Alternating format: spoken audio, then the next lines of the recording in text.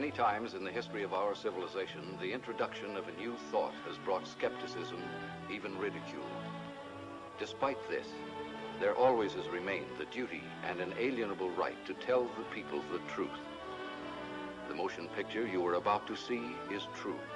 It is not fiction. Much of the information in it has never been told. You will see it here for the first time. On July 29, 1952, at the Pentagon, a press conference was held. This is the actual official transcript of that conference. Among those participating were Major General Roger M. Ramey, Director of Operations, USAF; Colonel Donald L. Bauer, Technical Analysis Division, Air Technical Intelligence Center; and Captain Edward J. Ruppelt, Aerial Phenomenon Branch, Air Technical Intelligence Center. This is Major General John A. Sanford, Director of Intelligence, United States Air Force, who conducted the conference. Why was the conference held? It all began with an incident which occurred in 1947. On the afternoon of June 24th of that year, Kenneth Arnold made the first report on flying saucers. On this day, Arnold took off from Chehalis, Washington, and flew toward the Rainier Plateau at an elevation between 9,000 and 10,000 feet. Over Mineral, Washington, he observed a formation of very bright objects to the north. He radioed ahead that they appeared to be close to the mountaintops and traveling at tremendous speed. When Arnold came in for a landing at Pendleton, airport personnel and the local press were waiting for him.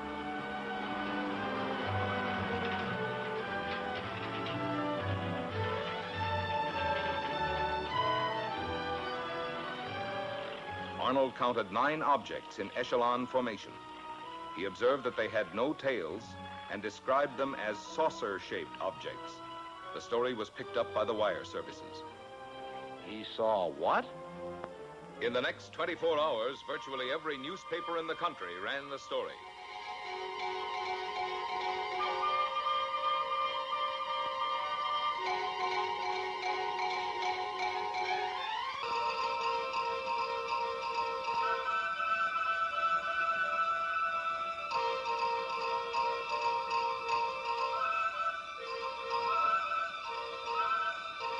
The Arnold report precipitated an avalanche of sightings from cities, towns, villages, from every section of the country.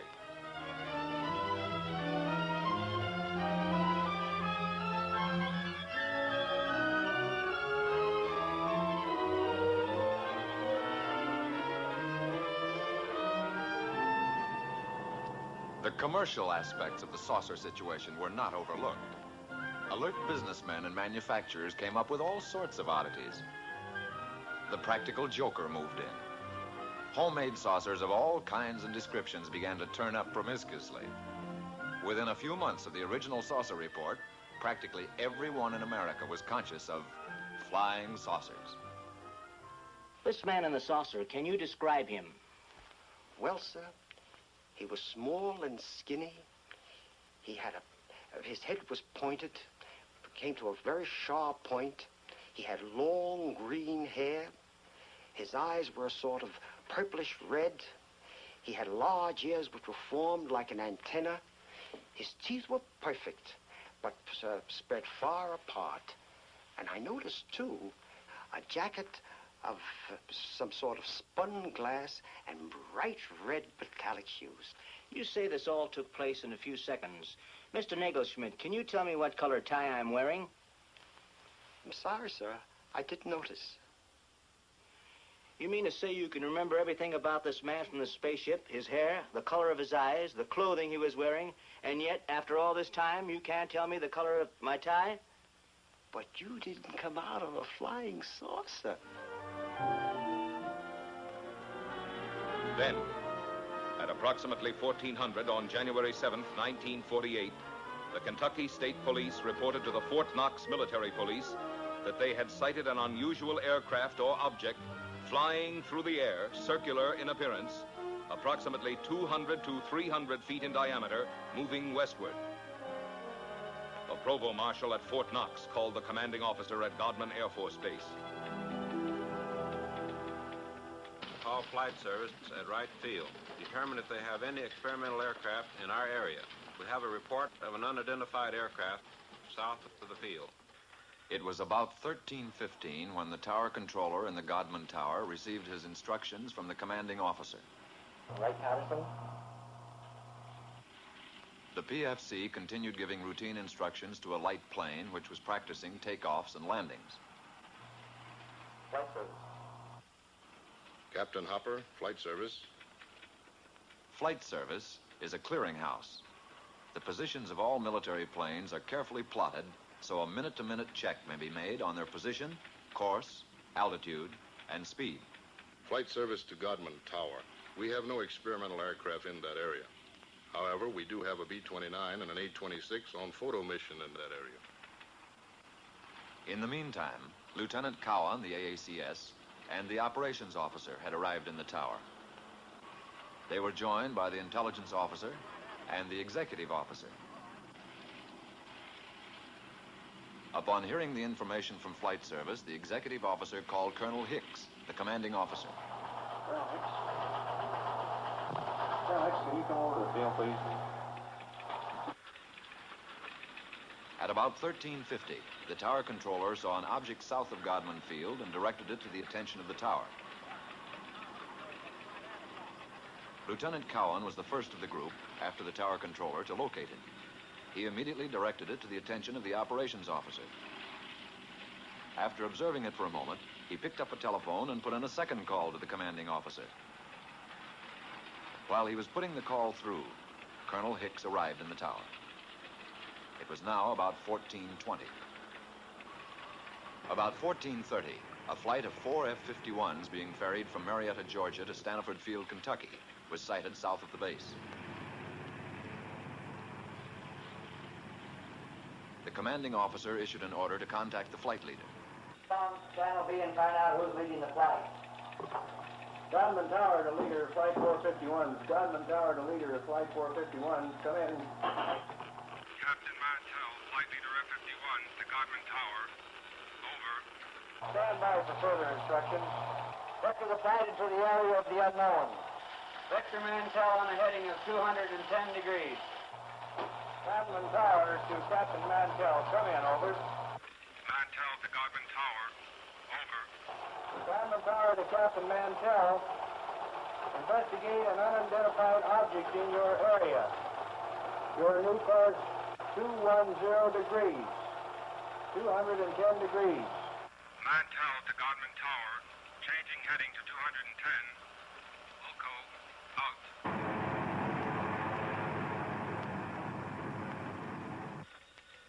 One of the ships in Mantell's formation, NG-336, piloted by Lieutenant Hendricks, requested permission to land at Sanford Field to refuel and get oxygen. Permission was granted. Captain Mantell and the other two planes started to climb toward the object. The second pilot made a similar request. Both wingmen refueled and, after getting oxygen equipment, took off again. Captain Mantell, flying NG-3869, continued climbing, outdistancing his wingmen. At 14:45, Mantell called the tower. Mantell to tower. I see it. Above and ahead of me. I'm still climbing. A few moments later, one of Mantell's wingmen was heard. What the hell are we looking for? After a moment, Captain Mantell made a reply. Mantell to tower. The object is directly ahead of and above me. Now moving at half my speed. Godman Tower to leader, Flight 451. Godman Tower to leader, Flight 451. Come in. Mantell to tower. It appears to be a metallic object of tremendous size. The object now was in visual view of the tower personnel. Mantell to tower. I'm trying to close in for a better look. I'll go to 20,000 feet. Shortly after this, Pilot Hammond, the remaining wingman with Mantell, called Mantell over his radio. Level off, Captain, until I've regained visual contact. The personnel in Godman Tower waited tensely for Mantell's reply, but he made no answer. A moment later, Pilot Hammond made another report to the tower. Mantell seemed to have disappeared. Mantell had apparently climbed beyond his wingman. At 15:25, the remaining wingman broke off and returned to Sanford Field. The object, which was in visual sight from the tower, as were the F-51s during the chase, disappeared at approximately 1550. The F-51s were first lost to view, and then the object went behind a cloud. Godwin Tower to Captain Mantell. Come in. Over. This is Godwin Tower to Captain Mantell. Come in. Over. At 1750, Stanford advised Godman Tower that Mantell had crashed 5 miles southwest of Franklin, Kentucky. The crash had occurred at approximately 1645. Captain Mantell was killed.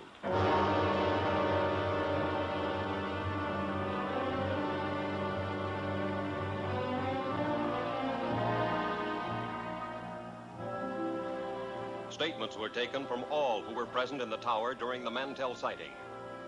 The tower controller stated, It looked silver or metallic. the intelligence officer, It appeared to be a bright silver object. the executive officer, It was circular in shape. the AACS, A small white object in the sky. the operations officer, It appeared round and white. the commanding officer. It could be seen plainly with the naked eye. The statements were typed up for the necessary signatures as the interrogation concluded. There was one point on which there was some disagreement. Not everyone who had been present in the tower had heard Mantell when he reported over the radio that he was moving in for a better look.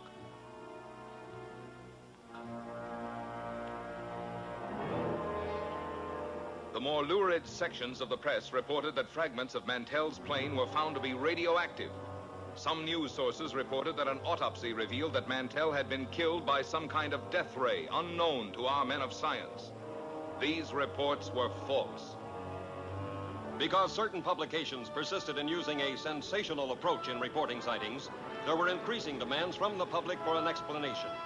However, the Air Force had already taken official cognizance of the flying discs. Headquarters, United States Air Forces, issued a directive for a detailed study of flying disc reports. This project received a secret classification and the code name of SIGN. Department of Air Force and Department of Army letters directed all respective subordinate units to report directly to Air Materiel Command all information concerning unidentified flying objects. And so Project SIGN was implemented. Trained investigators were dispatched to the exact scenes of the sightings. After thorough on-the-spot interrogations, the reports were sent on to ATIC for further analysis. Utah, Washington, Norway, Sweden, Denmark, South Korea, Ohio,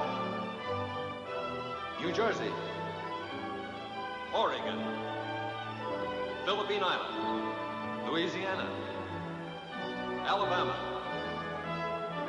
Tennessee, Kansas, Massachusetts. As an example of the credible type of sightings reported by reputable, trained observers was the report of Captain Willis Sperry. What is your full name, Captain? Captain Willis Sperry, How long with American Airlines? 17 years. What was the date of sighting? May the 29th, 1950. And the time of sighting? 9:30 in the evening. The origin of sighting? 60 miles southwest of Washington, D.C. And the destination? Nashville, Tennessee. What was the visibility? It was unlimited. And what was your altitude? 7,500 feet. Who of the crew first saw the object? The co-pilot called it to my attention as I had turned to reach for a map. The object was flying head-on at us. It was 50 times the magnitude of the brightest star. I immediately made an abrupt turn to avoid collision. As I looked to my left, the object appeared to come to a stop. Can you describe the shape of the object? It appeared as a perfectly streamlined object without wings or tail section, as it was silhouetted against the full moon. At all times, it had a brilliant, shimmering blue light in the nose. It was traveling at fantastic speed, and although it had passed off our left wingtip, it circled us in a matter of seconds and appeared off our right wing. There again, it stopped, and we watched it for several seconds. When again it started, it reversed its direction. We watched it for several more seconds until it disappeared in the east out of sight. Have you ever seen any other similar object, Captain? Never before or since.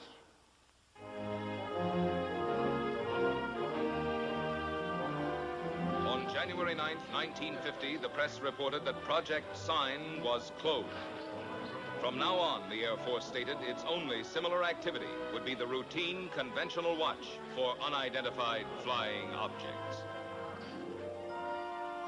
This is the Daily News building in Dayton, Ohio.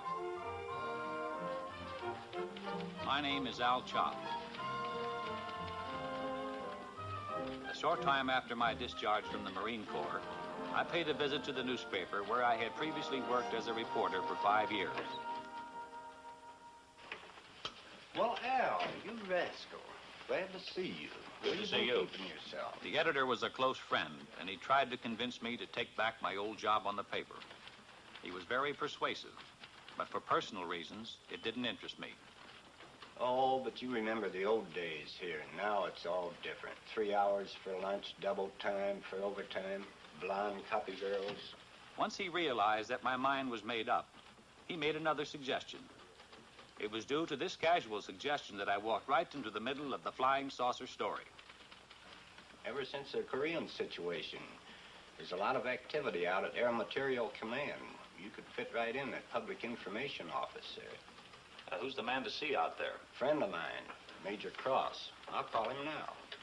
The idea appealed to me. I'd always been intensely interested in aviation. Also, I liked the idea of settling down in Dayton again. Both Dee, my wife, and I had a lot of friends there. It would be like coming home again. The editor set up an appointment for me at Air Materiel Command. This is what I wanted, but a man never knows what he's getting into. The next day, I went out to AMC and talked to the major. He seemed satisfied with my newspaper background. I was interviewed by a personnel official who filled out the necessary papers preliminary to an Air Force security check. Full name? Albert M. Chop, C-H-O-P. Age? 35. Married? Wife's name? Dolores. Children? Girl, age 11, boy 5.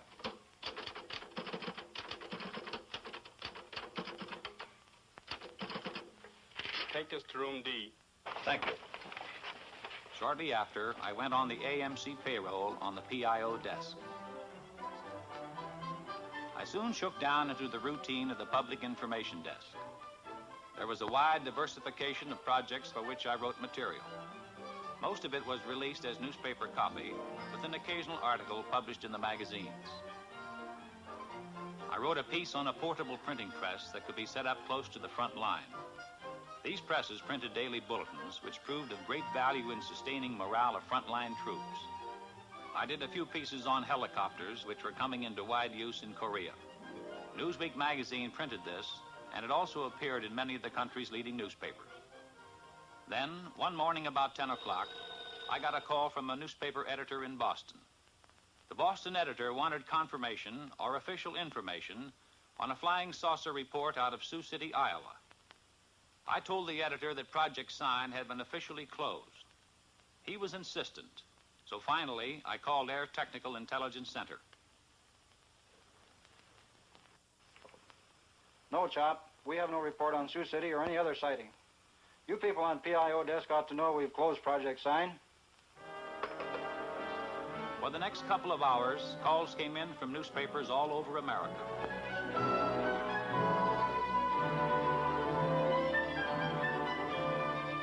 Gradually, I was able to piece the story together. On the previous evening, a commercial airline DC-3 in Sioux City, Iowa, had requested clearance from the tower to take off.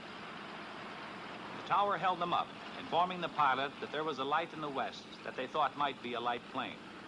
The tower stated that they were trying to contact it, but were unsuccessful. The tower was in contact with another light plane that was coming in for a landing. The DC-3, engines idling, stood by at the end of the runway until the light plane landed and taxied off the strip. The tower then gave the DC-3 pilot permission to take off.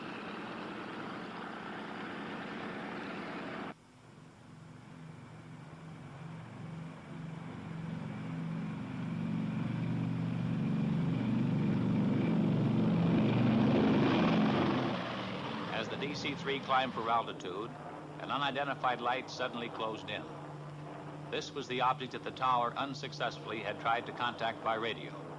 The tower observed this and radioed the DC-3, but the light had already been observed by both the pilot and co-pilot. Suddenly, the light accelerated and made a head-on pass at the plane, which swerved to avoid a collision. It zoomed past them, close to their wingtip. The pilot called the tower and described the object as a B-36 without wings. After being observed by several passengers, the object suddenly zoomed straight up and disappeared. About noon, 2 reporters came in asking for information on the Sioux City sighting. What's new on this saucer story, Al? We have nothing on it. Project Sign is closed. ATIC is no longer investigating these things. How stupid can they get? How can they drop an investigation when there are things going on like this Sioux City incident? Look, George, I don't make policy around here. I've got a job, and I take my orders just like everybody else. They insisted I make another call for verification with ATIC. I indicated to one of the reporters to pick up the extension and listen in, so he, too, could hear. Yeah, hello, Major. Al Chop. A couple of reporters here want some information on Sioux City. Look, Al, the answer is the same. The project is closed. I told you that before. Yeah, thanks, Major. You heard the man. This thing doesn't add up. Those men saw something up there. Oh, there's probably some simple explanation for it. Don't tell me you guys believe this saucer bunk. You're just sitting on a story, Al. Well, you believe what you like. But personally, I think this whole saucer business is pure, unadulterated bunk. One day, shortly after the Sioux City incident, I went over to get a story on a former German scientist.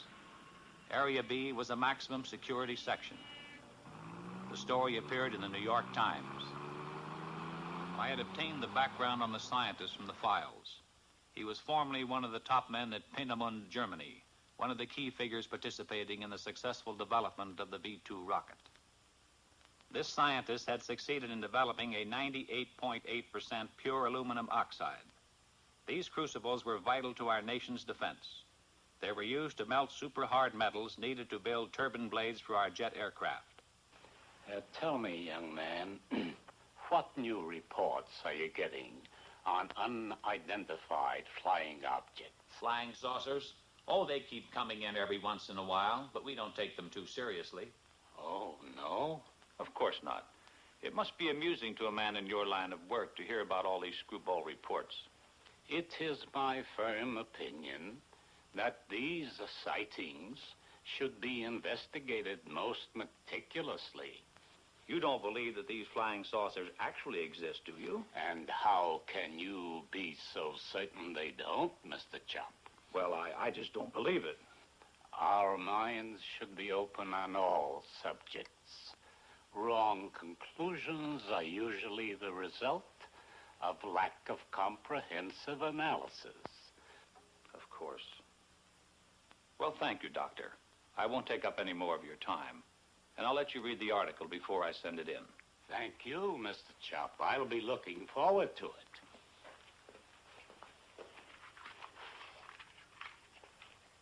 Later that same day, I paid a visit to the Public Information Officer for Air Materiel Command. It was his job to know everything that was going on. I brought up my interview with the scientist. He's a top man, isn't he, Colonel? As good as they come. We got on the subject of saucers. He seemed to lend credence to their existence. At least he doesn't deny it. Well, he's not alone in that opinion. I don't understand, Colonel. If a crack scientist thinks they could exist, why not the Air Force? Al, I'm going to let you in on something. Somehow security was breached on the code name Sign. Every news agency knew that Project Sign meant saucers. On top of it, we were up to our bustle in screwball reports. Serious investigation was all fouled up. The serious investigation? Then the Air Force is still investigating these sightings? We switched the code name to Project Grudge, and the investigations continued. And what have they shown? Nothing conclusive as yet. Could these saucers be some kind of a secret weapon of ours? No. If they were, Air Materiel Command would be the first to know. How about a device from a foreign country?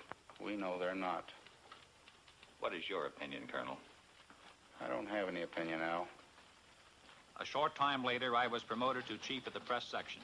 From then on, there wasn't a moment when I didn't have at least one reporter hounding me for information on saucer sightings. Got a question, Al. Boys down at the office would like an honest answer. Project sign is closed, right? That's right.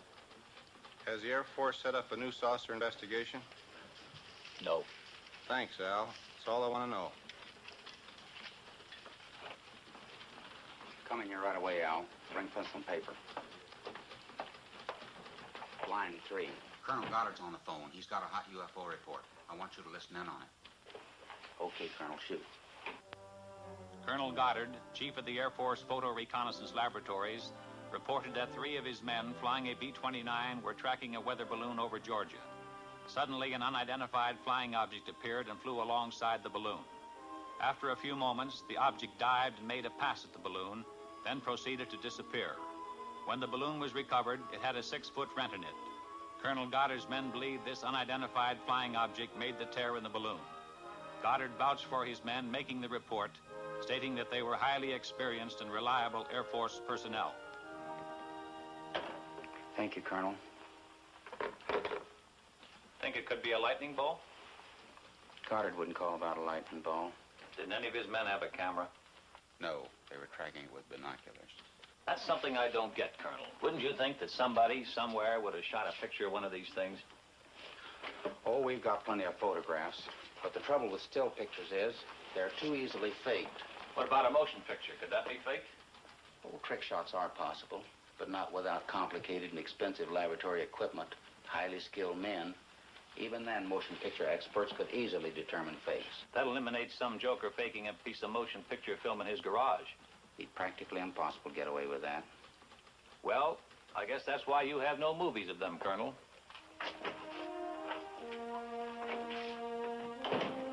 As chief of the press desk, my work hours, my meals, my sleep became increasingly disturbed and chaotic. I saw little of my wife and children. Chip, my son, was at this time making periodic visits to a doctor in Dayton. How's Chip? I feel more hopeful with the new specialist. You look tired. Since you've gotten this new job, the children don't know their own father anymore. Yeah, sometimes I wish I were back on the newspaper. I was talking with Mrs. Collins today. She tells me her husband's cousin works with a man who swears he saw a flying saucer. I thought I told you that term was taboo in this house. Do you really think they might be from Mars or someplace? Look, honey, don't you get like the rest of those screwballs that I have in my hair all day. Every time some kid flies a kite, 50 different people see spaceships. Come on, let's get to bed. A few days later, the colonel and I were talking over routine press releases on a new type transport plane, when suddenly the colonel veered off at a tangent. By the way, there's a magazine fellow coming out here from New York to do a story. I want you to set up appointments with the people he'll want to see. Right. What magazine is he representing? Life. What are they after? He's going to write a piece about unidentified flying objects. Are you serious? Life was given clearance by the Air Force Commanding General. How come? When the General Staff makes a plan, they have the whole picture in view. We here at Dayton see only a smaller section. Pentagon has its reasons. Very good ones, most likely. When the Life story breaks, we're going to have to fight our way in here through a milling mob of inquisitive reporters. No, Al, you won't. You won't be here. Colonel Searles in the Pentagon has requested you by name. He wants you to join his staff in Washington. Colonel, it's been swell working with you. But under the circumstances, I'll be delighted to get out of here.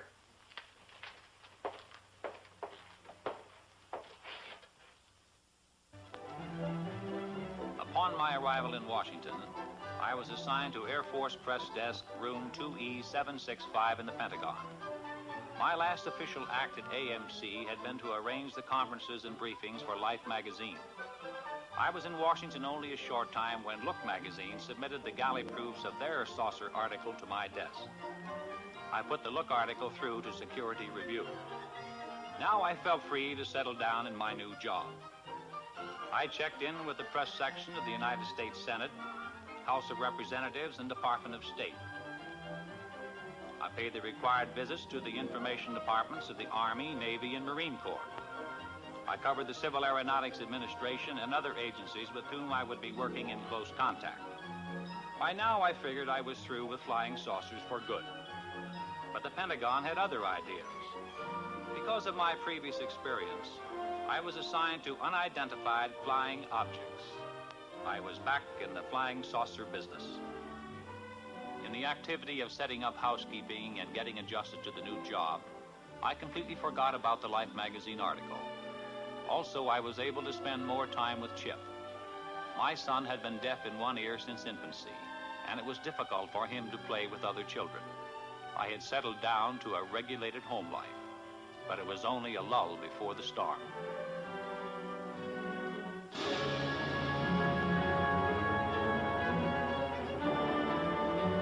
On April 7th, 1952, Life hit the newsstands with the saucer story. The question, if anyone ever had any doubt about it, was forcefully answered.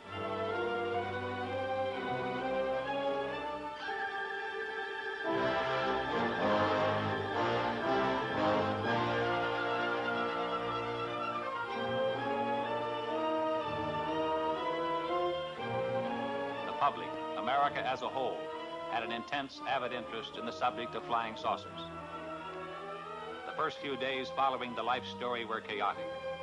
Naturally, my desk was an exposed point, and I was under an incessant barrage by newsmen. Shortly after the Life story, Look's coverage of saucers hit the newsstand. Their story featured a saucer map, including a statement by the commanding general, U.S. Air Force, Hoyt Vandenberg. Vandenberg stated, "The Air Force is interested in anything that takes place in the air. This includes the aerial phenomenon commonly known as flying saucers.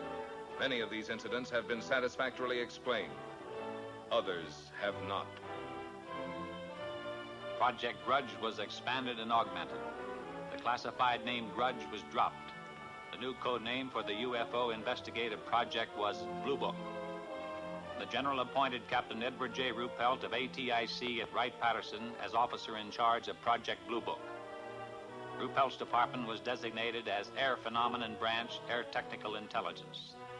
At Ruppelt's disposal was a large staff of distinguished scientists, both military and civilian. One day, Major Dewey Fournay of Current Intelligence Branch sent for me. "Will you come in here a minute, Al?"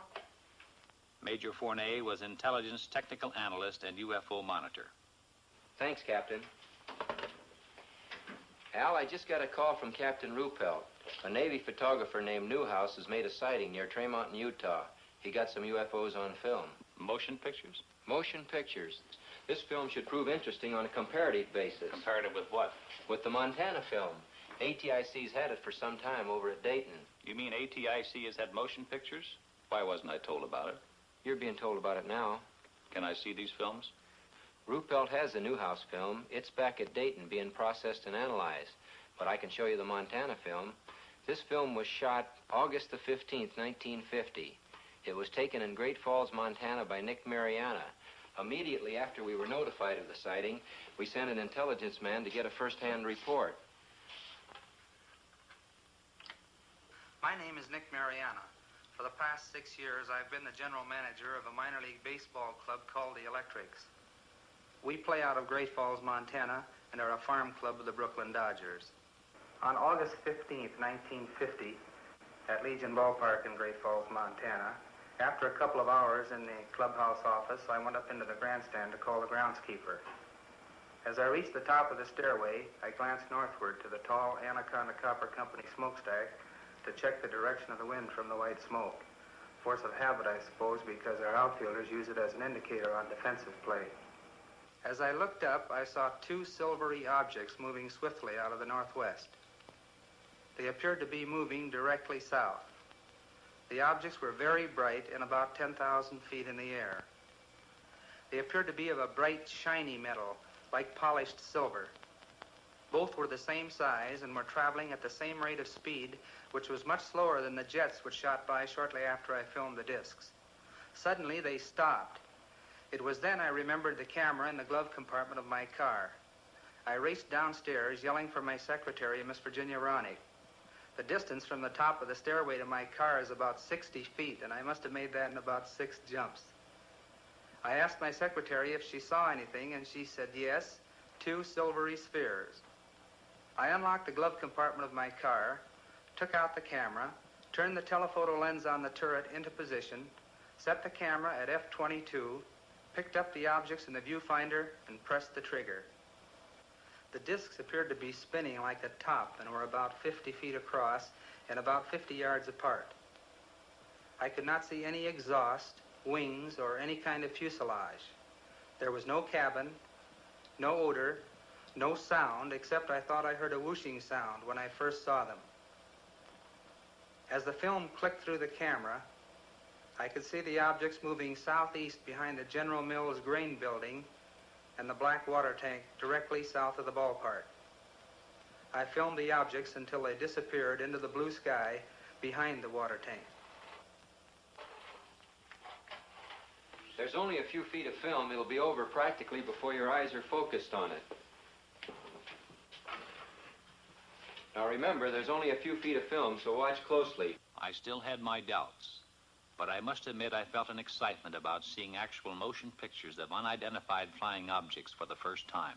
Ready? Ready.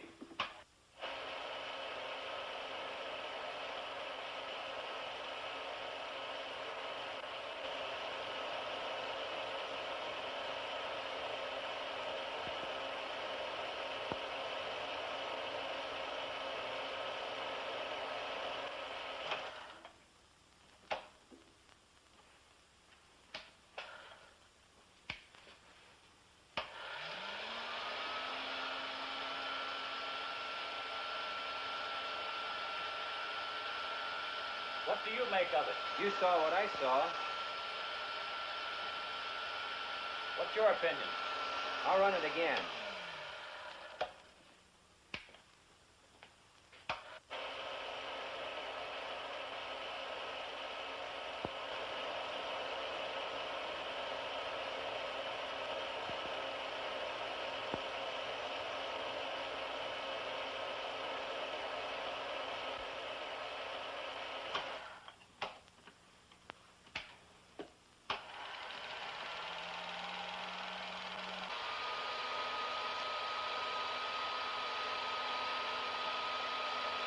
Do you have a transcript on Mariana?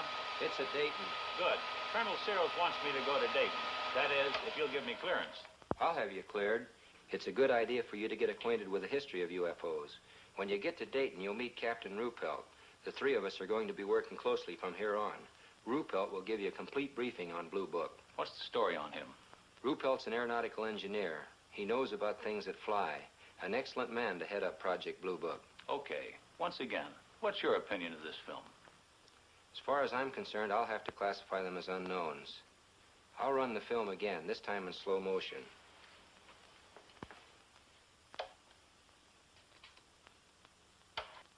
This time I strained my eyes to study the film. The Air Force analysts, by measuring the angular velocity of the objects and by computing their speed, had determined that they were not balloons.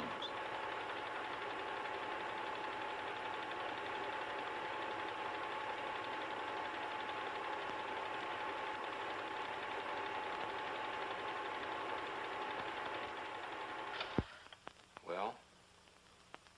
There was something up there in that sky. And if they were not balloons, I don't know what to think. You better get going to Dayton.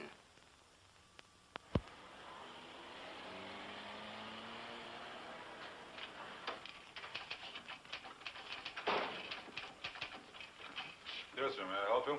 I'll chop to see Captain Ruppelt. Captain's right over there, sir. Thanks. Captain Ruppelt, I'm Al Chop. Have a seat, sir. Major Fernay lured me you're arriving. You've got the green light here. Where would you like to start? As a springboard, I suggested that he brief me on the general outline of how the organization handled reports on UFOs. Ruppelt began to fill me in on the baffling saucer problem, including a breakdown on the reported sightings supplemented by graphs. There were literally hundreds of cases where Air Defense Command pilots had attempted to intercept UFOs. There were sightings where UFOs had been tracked by ground radar, airborne radar, ground observation, and combinations of all these elements. I accompanied intelligence officers on investigations. I witnessed the difficulty in breaking down and gaining the confidence of those who were reluctant to talk about their experiences for fear of personal ridicule and embarrassment. Others were cooperative. I observed the technique of thorough interrogation used by Blue Book's analysis and investigative staff.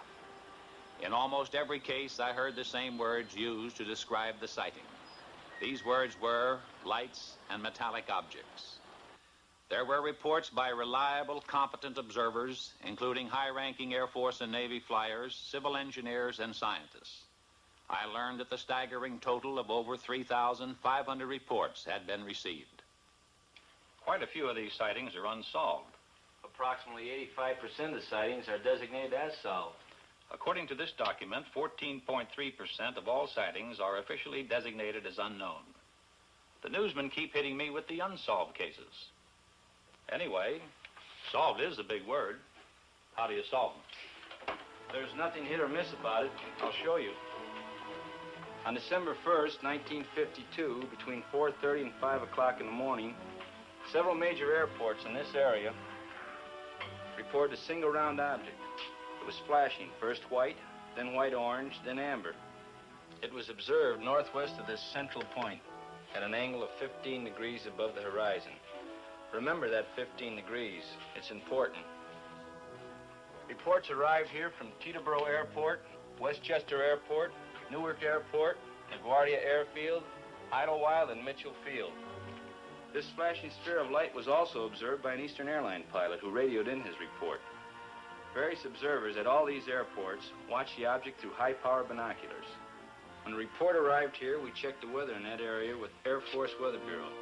That night, at that time, there was no temperature inversion. We got in touch with Navy Balloon Project Center at the University of Minnesota. That gave us an exact schedule of balloons released from that center. We got similar information from every other point where weather balloons are released through Air Force Balloon Plotting Center at Lowry Field, Denver. We contacted Air Force Weather for wind conditions and velocity at the altitude of known balloons. A precise computation of balloons in the air and known wind conditions definitely removed balloons from the picture. We checked with flight service to determine if any aircraft were in the vicinity on the bearing at that time. There were no aircraft. And still this thing was up there all the time, being observed by various personnel from airfields all over that area? Correct, and they were seeing it. We checked with our contract astronomer at a leading university in the locality and gave the astronomer the angle of elevation and bearing of the object. Remember, the object was observed at an angle of 15 degrees above the horizon, and I told you that was important. It proved to be the conclusive factor. Our astronomer reported that at the time of the observation, the planet Jupiter was 15 degrees above the horizon, and on the angle of elevation and bearing of the object, there's no doubt about it. What all these people saw was Jupiter. What made the light flash? Atmospheric conditions. The same conditions that make the stars appear to twinkle. You people really go into these things. We try. In over 80% of the cases, we come up with the correct answers. We don't get the correct answers in all the cases. What about the motion picture made by this Navy man, Newhouse? We're working on that. How does it look? Impressive. Can I see it? It's being analyzed. When the film is available, will I be able to take a look at it? As soon as analysis is completed, you'll see it. Satisfied? Yeah. How long will that take? About a week. We're doing an exhaustive check on the Newhouse stuff. Really putting it through the ringer. When we're through, we'll forward a print to the Director of Intelligence with a complete report of our analysis.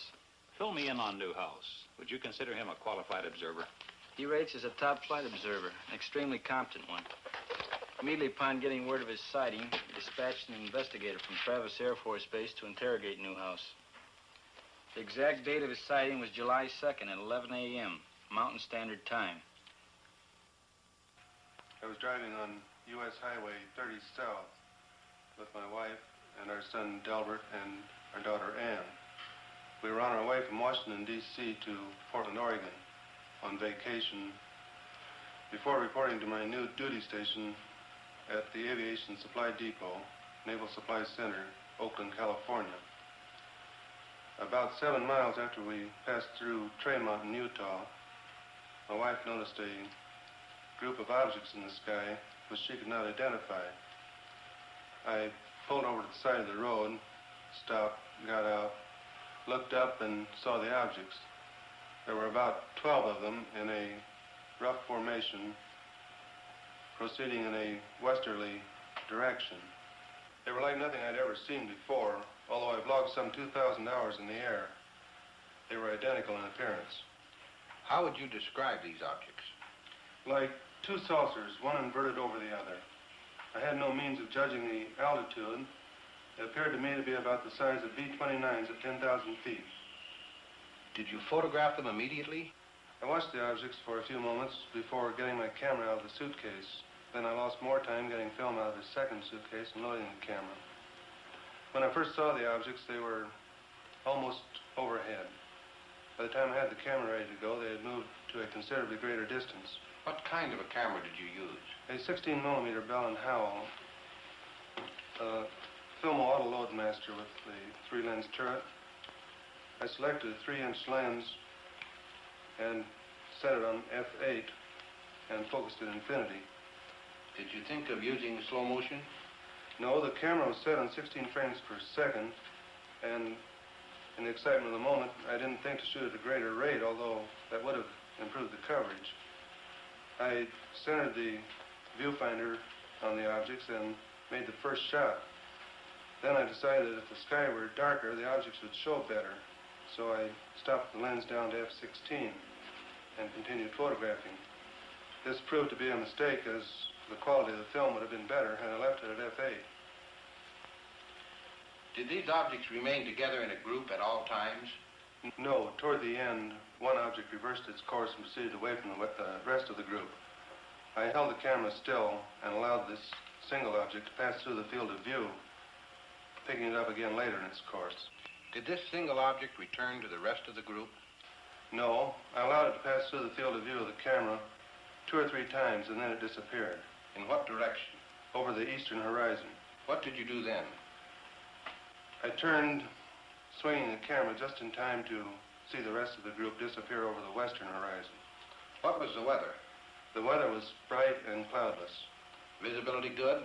The visibility was excellent. How does this film you shot compare with what you saw with your naked eye? You have studied the film. Yes, I've studied it. I'm very disappointed. The film falls far short of showing what I saw with the naked eye, due to the delay in getting the camera started and my air exposure. If I'd had this camera in the seat beside me, loaded and ready to go, there'd be no need for questions. The Air Force would have the answer. What is your full name, please? Delbert Clement Newhouse. And you are on active duty with the Navy? Yes, sir, I am. What is your official Navy rank? My title is Chief Photographer. I'm a commissioned warrant officer, United States Navy. How long have you been in the service? 21 years. Now, is there anything you can add to the description of these objects? They had a bright silvery color. Can you describe some particular detail? They had a metallic appearance. They seemed to be made of some kind of polished metal. The Newhouse film, as I told you, is presently under analysis. Sergeant, would you get me the Fargo case? The Fargo sighting was October 1st, 1948. A National Guard lieutenant, thank you, a National Guard lieutenant was about to land his F-51 at Fargo Airport.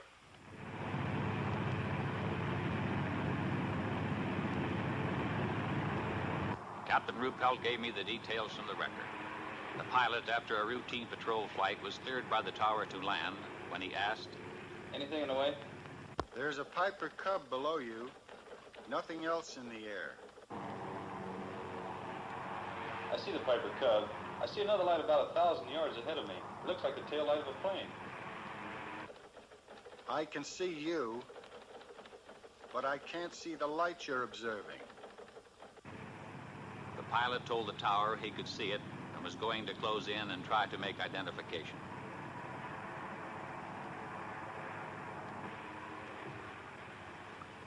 I can see it clearly now. A small white light. It keeps blinking on and off. As he approached it, the blinking light became clear and steady. Suddenly, it pulled into a sharp left bank. I think this thing is going to make a pass on the tower. I see it now. I see it. The pilot dived on the light And although he brought his manifold pressure up to 60 inches, he reported, I can't seem to catch up with the thing. It's gaining altitude and has just made an impossible turn. A 90-degree turn to the left. You're right. It's gaining altitude on you. And it's still in a very tight left turn. By that time, they were at 7,000 feet, when, suddenly, the light made a 90-degree right turn. It's headed straight at me. The light passed directly over your canopy at, I estimate, about 500 feet. The object suddenly shot straight into the air. The pilot followed it to 14,000 feet when his plane went into a power stall. The object disappeared. The chase had lasted approximately 27 minutes. The officer in the tower was the airport traffic controller. The lieutenant was an instructor for the French during the Second World War. He said he was sure there was an intelligence behind the movements of the lights. He stated, too, that no earthborn pilot could have withstood the G-factor inherent in the object's turns and speed without blacking out. Was there radar at the field? No, there wasn't. Too bad. Radar would have made it airtight.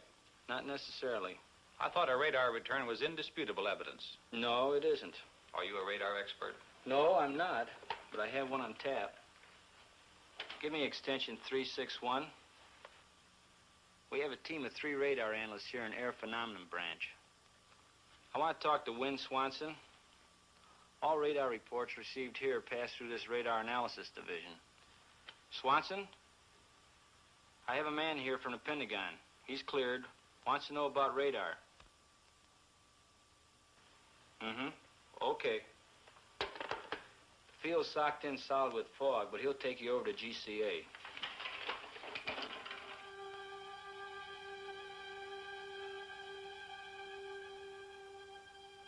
This is ground control approach. With zero visibility, GCA picks up the aircraft coming in, and by means of the pips on their scope, can talk them into a landing. Now this scope here gives the aircraft in the area. This scope here tells you whether you're to the right or the left of the landing strip, and that one there tells you whether you're too high or too low. Now the next scope is the same as this one, except that it gives you more accuracy. Patterson, GCA. This is Air Force 2162, past Fairfield, fan marker inbound. Request landing instructions. There you can see him on the screen. Now you can track him all the way in. He's flying blind. Steer right to heading 20 degrees and begin descent to 1,500 feet.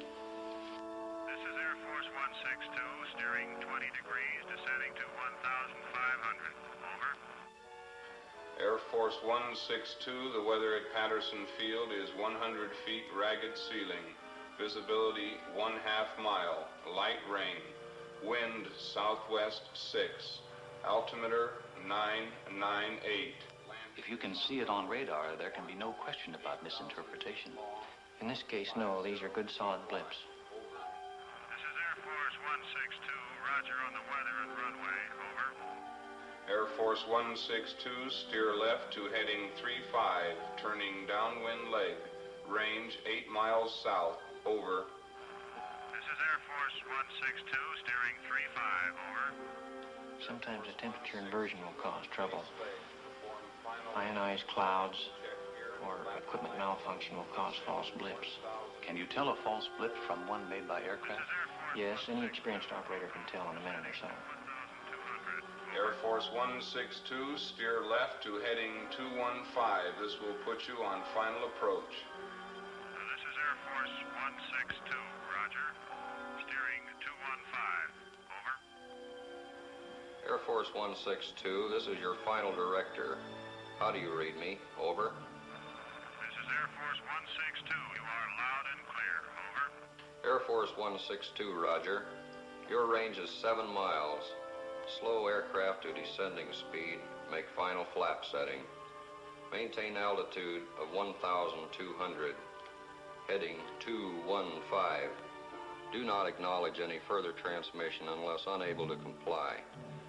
If you do not hear GCA for any 5-second interval, climb to 1,000 feet on a heading of 125 and contact approach control. Steer right to heading 210, range 5 miles. You are now approaching glide path. Start normal rate of descent at 600 feet per minute. Entry to glide path good. Steer left to heading 212. Range 4 miles. Go above glide path 10, 15, 25 feet high. Increase your rate of descent slightly. Heading 212. Holding you on the center line. Holding 2 feet high on glide path. Check that descent. Steer right to heading of 213. Range now 3 miles. Holding glide path very well. Go below glide path 10, 20, 30 feet. Level off slightly. Steer right to heading 214. Coming back nicely to glide path. 25, 20, 15 feet low. Heading 214 had you lined up with the center line. Range 2 miles. Holding 15 feet low on glide path. Bring it up slightly. 10, 5. Now on glide path. Range 1.5 miles. Heading 214 on glide path. Steer left to heading 213 over the end of runway on center line. On glide path as you approach point of touchdown. Touchdown in 3 seconds. If you cannot see the runway, pull up and climb to 1,000 feet. Heading 125.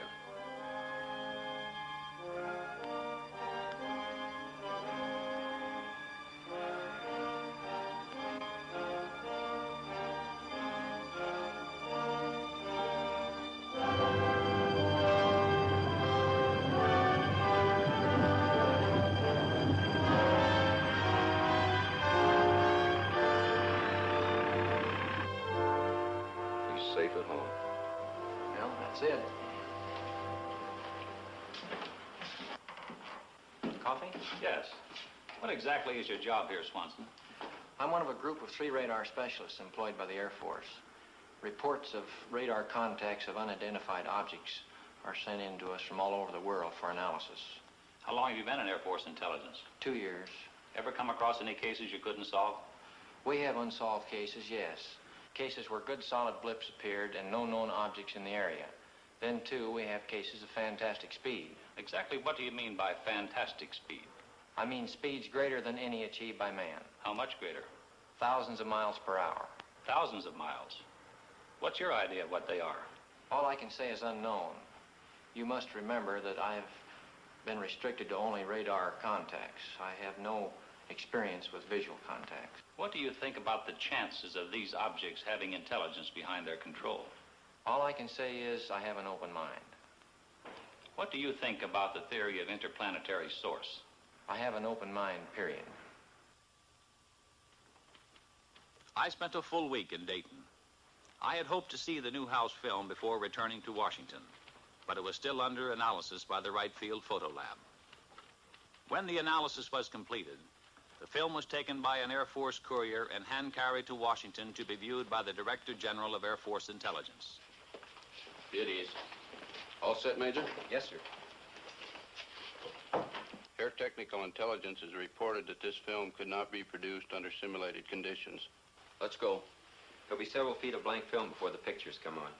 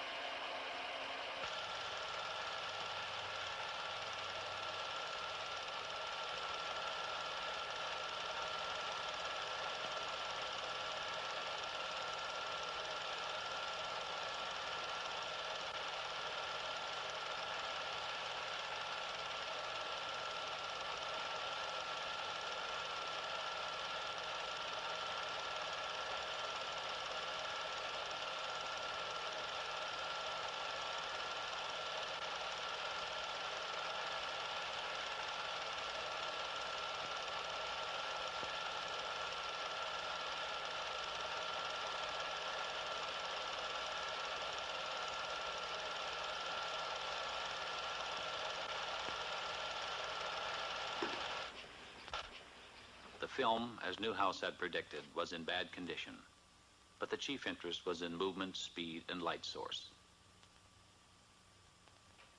After a moment, the general asked to see it again.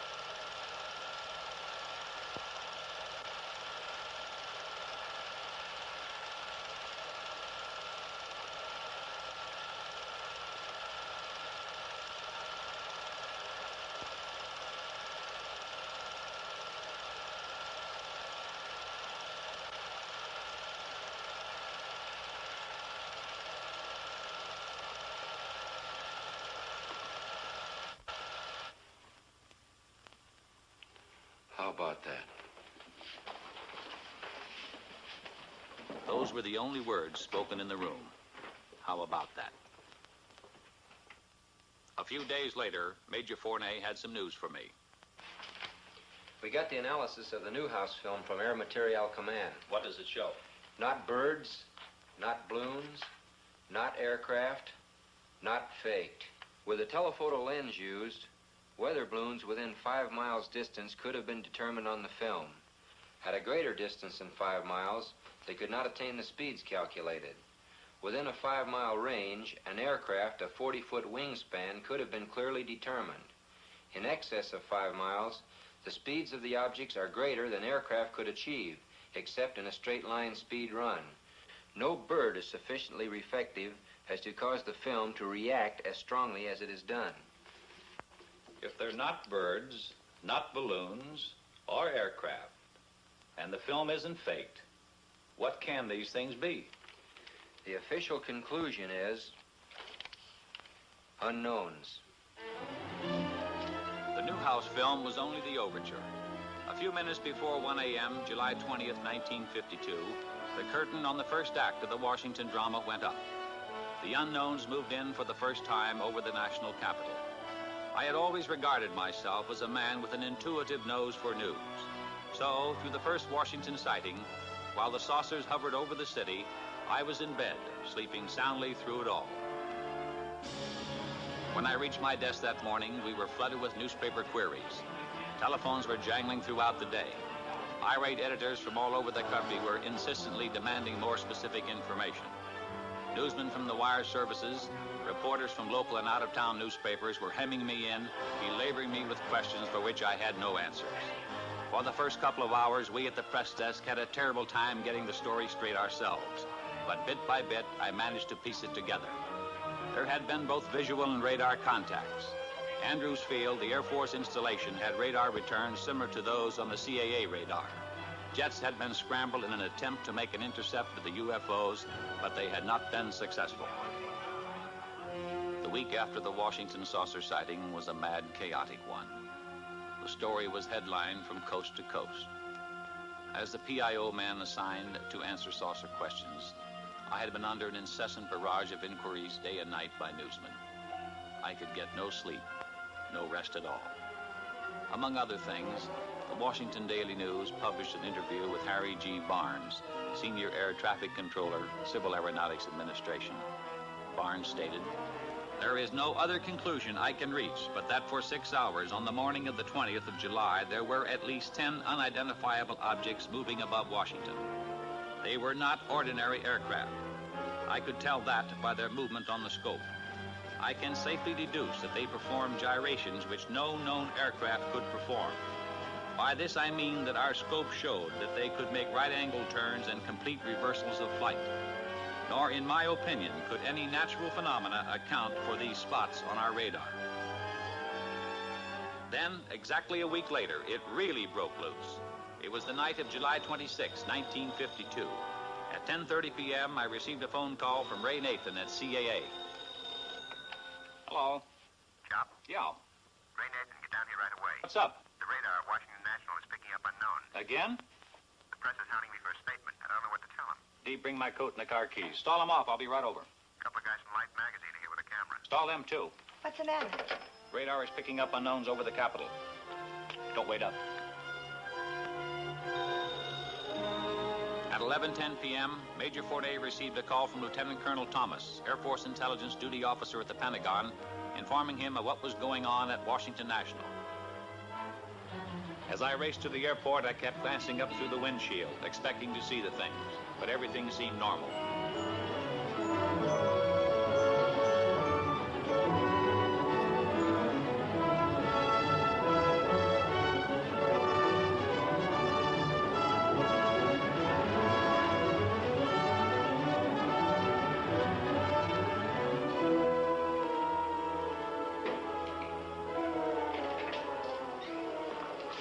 Am I glad to see you? They tell us we need your okay to get into the radar room. You can't get in, boys. I'm sorry. We want some pictures of that scope, Al. You can't photograph the scope. Why not? It's under security measures, classified wavelength, classified code names. Here we are in the biggest story in history, and you're keeping us out. Sorry, but that's the way it's got to be. Then we're going over your head, Al. Colonel Dick Searles. You can reach him at Metropolitan 89898.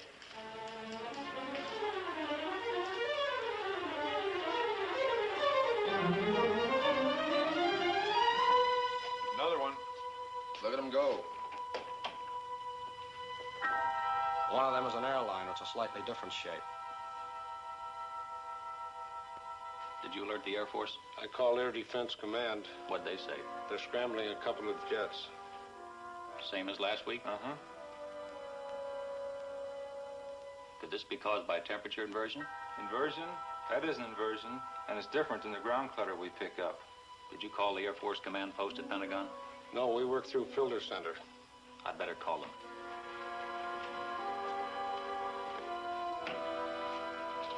Get me the Pentagon Air Force Command Post. This is Al Chop. I'm at Washington National. Have you heard about the unknowns here tonight? We've been alerted. There's a blue flight on the way there right now. Okay. Washington Control to Flight 639, come in. Flight 639 to Washington Control, over. Washington Control to Flight 639. You're approaching traffic on your left. Can you see it? Over. Andrews Tower to Washington Control. We show an unknown just to the left of Flight 639. Flight 639 to Washington Control. We can see that traffic on our left, over. Washington Control to Flight 639. What does the traffic look like? Over. Flight 639 to Washington Control. It's a light, a blue-green light, over. Washington Control to Flight 639. Can you make out what type of craft it is? Over. Flight 639 to Washington Control. No. We can just see a light, a blue-green light, over. Washington Control to Flight 639. Roger, out. This is Bluebird 1 to Washington Control. Come in. The jets are coming on now. Washington Control to Bluebird 1. Change course to 225 degrees. Bluebird 2, hold your course. Over. Bluebird 1 to Washington Control. Wilco, out. Bluebird 2 to Washington Control. Wilco, out. They're gone.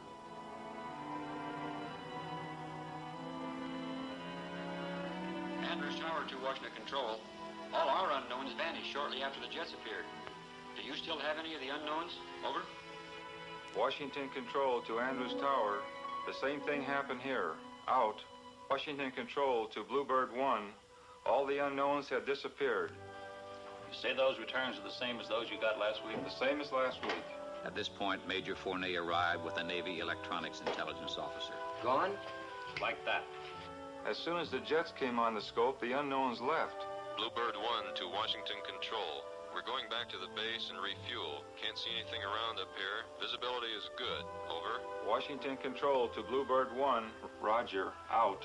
Were they good returns? Good returns. Has the set been checked for malfunctions? The radar equipment is in perfect operating order. They're back. Andrews Tower to Washington Control. They're back. Just as the jets left our scope. They dropped back in again out of nowhere. You got them? Over. Those blips are solid. They're good and solid. Washington Control to Andrews Tower. Same thing happened here. Get me the Pentagon command post. They're all over the scope. 2 in the northeast quadrant, 4 in southeast quadrant, 3 in southwest quadrant, 3 in northwest quadrant. Over. This is Major Fournet calling from Washington Control. Radar is picking up 14 unknowns again. The chief controller tells me the unknowns disappeared from the scope as soon as the jets came in and were picked up again when the jets left. The Navy Electronics Intelligence Officer confirms that the unknown blips are good and solid. I recommend a couple of more jets be sent up immediately to investigate. Yes, sir.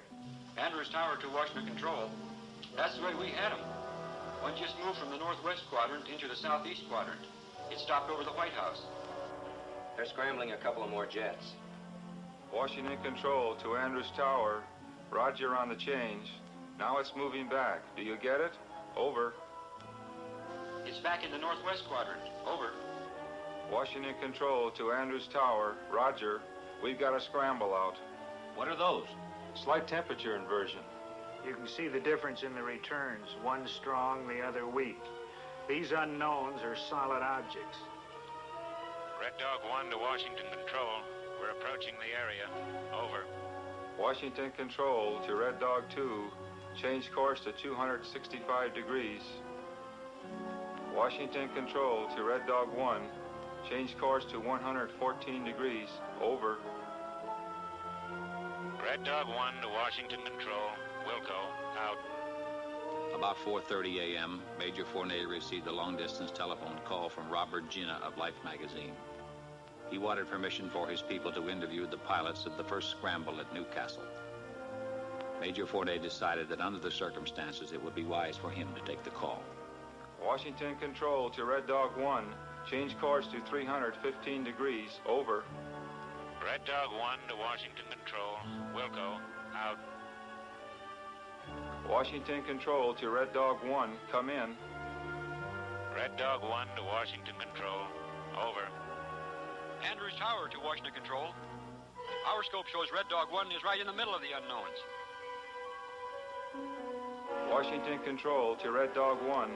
Can you see anything on either side or to the front of you? Over. Red Dog 1 to Washington Control. Can't see anything. Wait a minute.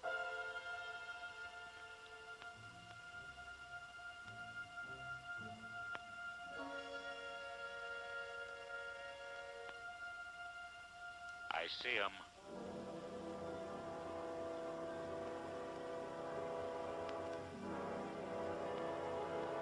Yeah, I see him.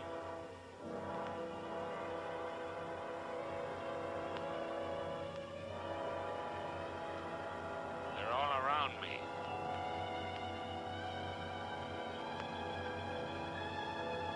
They're moving in on me.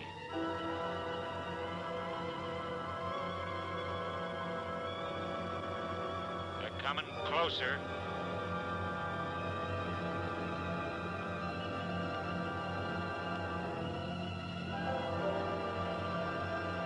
They're coming closer. They're coming right at me.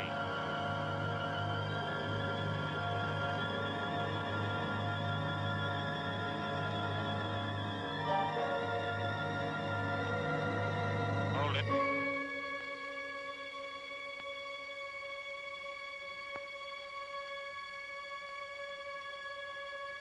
They're moving off. I'm at maximum speed. They're going away.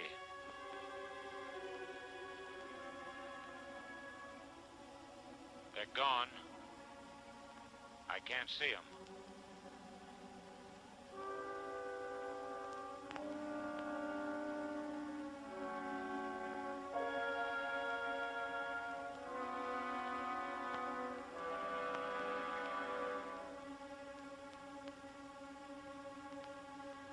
Red Dog 1 to Washington Control.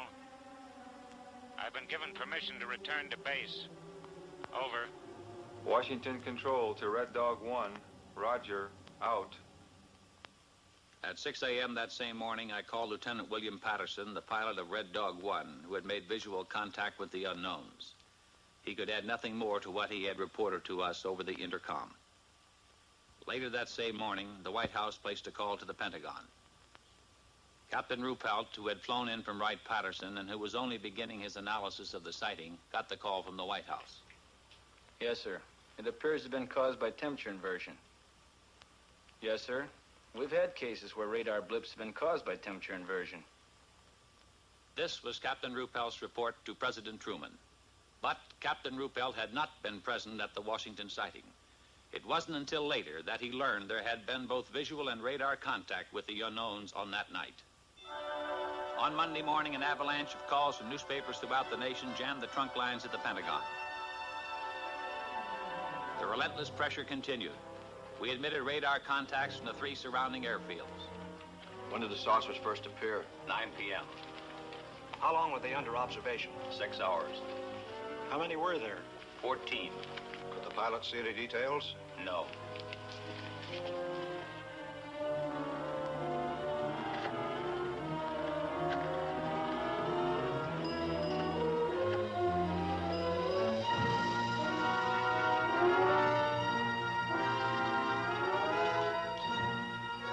In an interview which appeared in the Washington Times-Herald, Lieutenant Patterson, pilot of Red Dog 1, said he concentrated on one of the bright lights, but it outran him.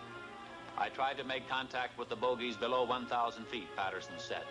I saw several bright lights. I chased a single bright light. I was at my maximum speed.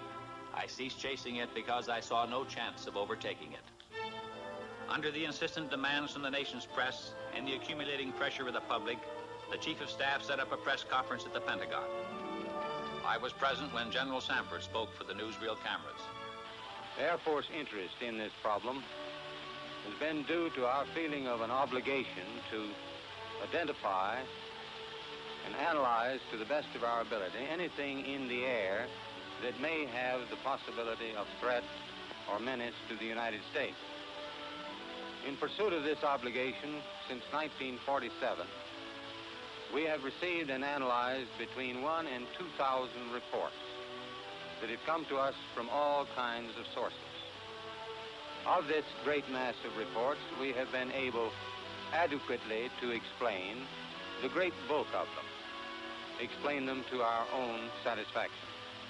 We've been able to explain them as hoaxes, as erroneously identified friendly aircraft, as meteorological or electronic phenomena, or as light aberrations.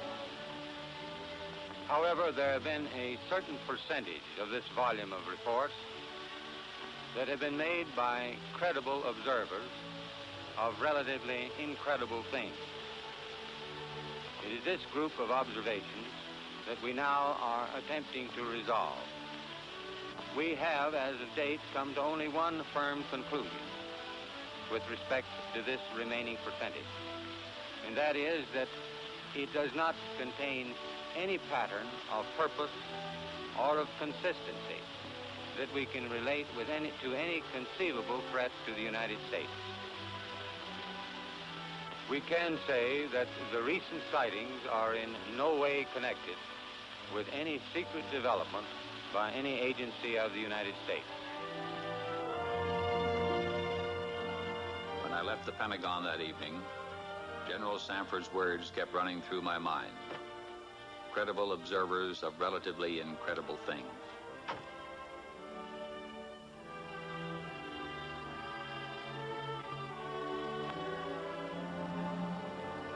The theories of the skeptics could not stand up to the actual experiences of high-ranking military personnel, radar experts, airline pilots, and other responsible witnesses referred to by General Sanford as credible observers.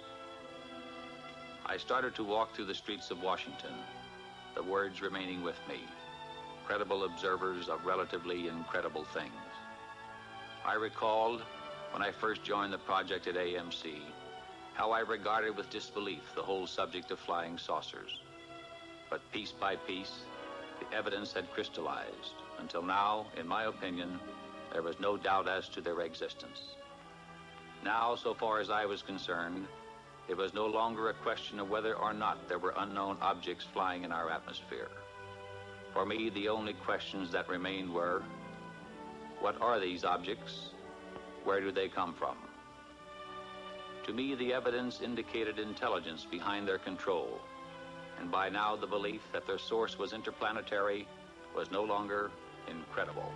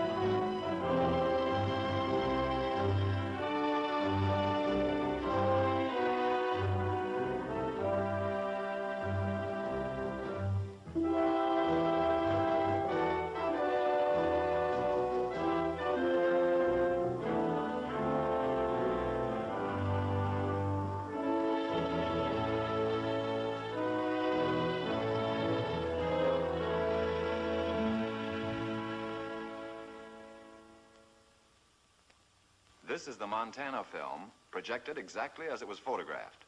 The objects are moving against a 25 to 28 mile an hour wind.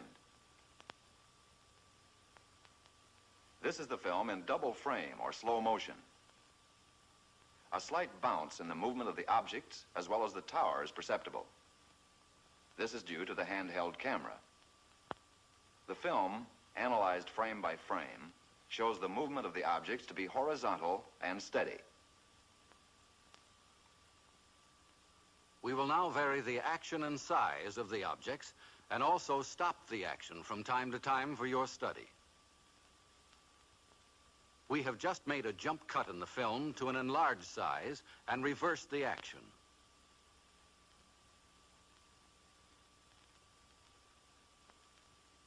You are now seeing the objects exactly as they were photographed, but from a closer perspective.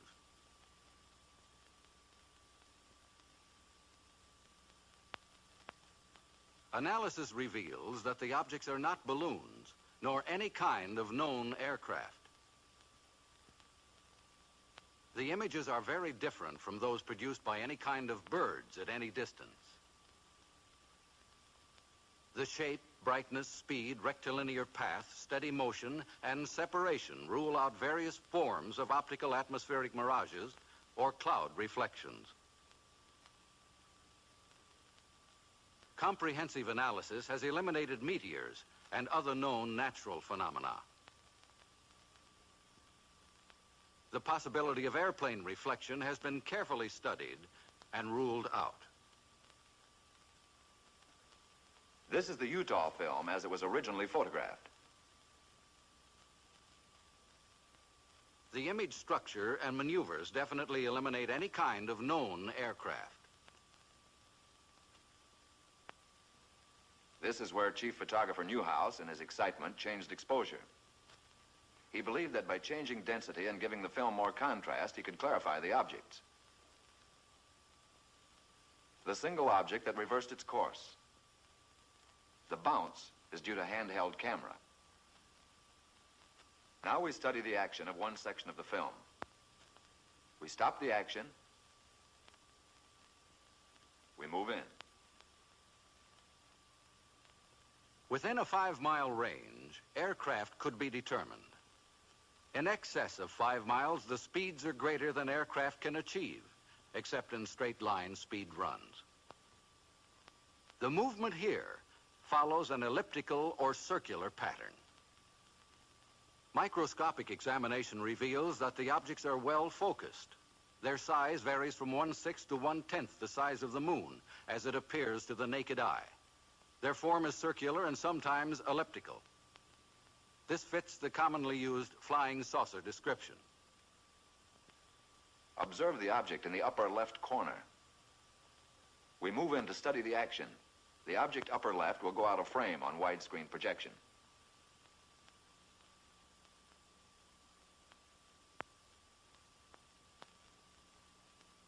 Observe the motion of the two objects upper right as we rock them back and forth.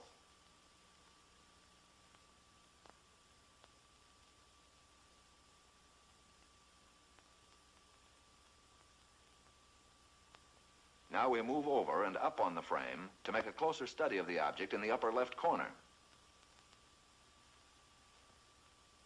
Examine this object closely.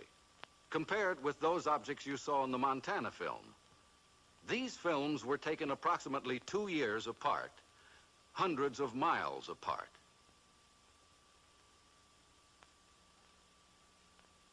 We drop back to the original perspective and resume. Now the section of the film where photographer Newhouse changed exposure.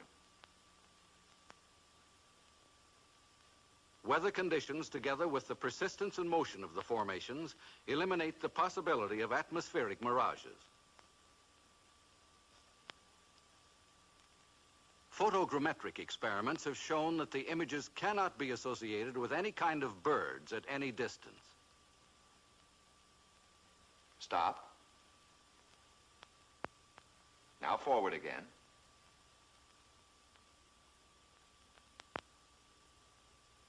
Stop.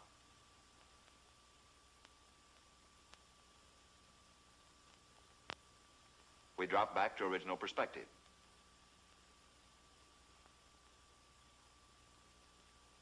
Now once again, and for the last time, the Utah film. The objects cannot be associated with any known balloon observations. For the last time, the Montana film.